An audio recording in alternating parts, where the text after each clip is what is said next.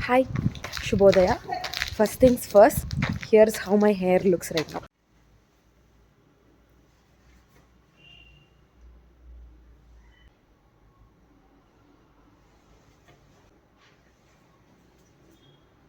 So, welcome back.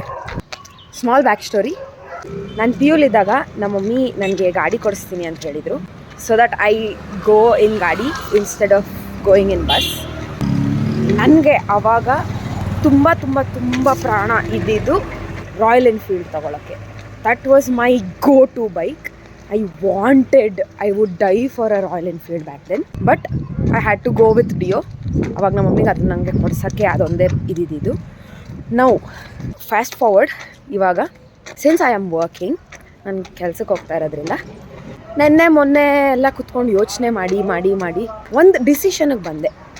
So ಇವತ್ತು 9th January and on 8th January I came to a decision that I'm going to be buying a Royal Enfield.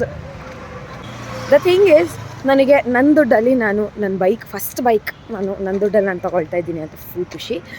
And ಇನ್ನೂ this is just the starting. ನಾನು ಆ decision ತೊಗೊಂಡಿರೋದನ್ನು I just wanted to put it out there. So yeah, I have taken the decision to buy a Royal Enfield. PU, first PU, second PU, first year, second year, third year, MCA, first year, second year. It's a 7-year dream of mine. Really excited about this decision that I took. And I will